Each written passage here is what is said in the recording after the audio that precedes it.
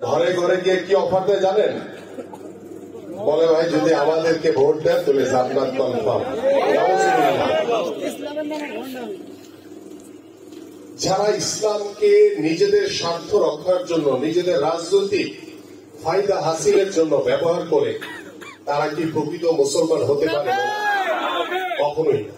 But Bangladesh জাতীয়তাবাদী দল ইসলামী মূল্যবোধে বিশ্বাস করে।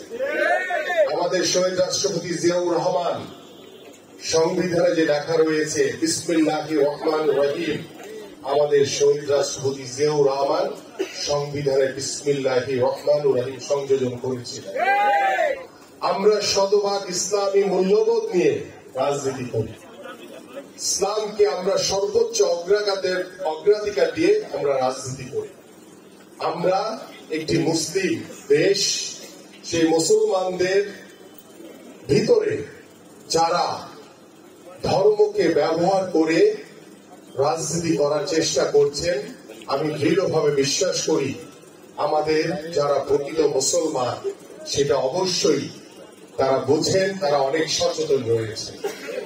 কারো ষড়যন্ত্রে, কারো বিশৃঙ্খলার মাধ্যমে যারা অপচেষ্টা করছেন যে আগামী ফেব্রুয়ারি নির্বাচনকে কিভাবে পিছিয়ে দেওয়া যায়, কিভাবে বানচাল করা যায়, আপনারা যদি সতর্ক থাকেন, আপনারা যদি ঐক্যবদ্ধ থাকেন, কোন ষড়যন্ত্র কেউই আগামী ফেব্রুয়ারি নির্বাচনকে পেছাতে পারবে না।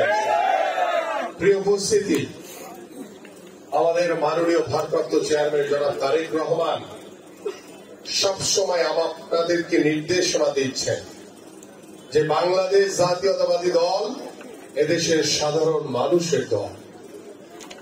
ওই 17 বছর ওই স্বৈরাচার সরকার সাধারণ মানুষের উপরে প্রভাব বিস্তার করেছে, সাধারণ মানুষের উপরে অত্যাচার করেছে, সাধারণ মানুষের উপরে নির্যাতন করেছে।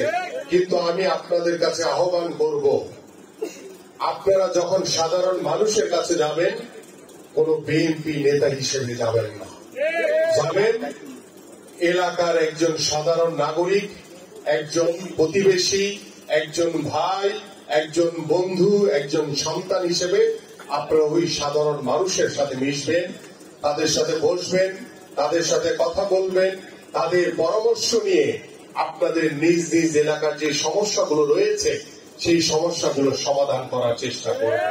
কারণ বিএনপি এই সাধারণ মানুষের রাজনীতিতে বিশ্বাস করে। কারণ আমরা কখনোই ওই সাধারণ মানুষের উপরে ওই স্বৈরাচার আওয়ামী লীগের মতো প্রভাব বিস্তার করতে পারি না।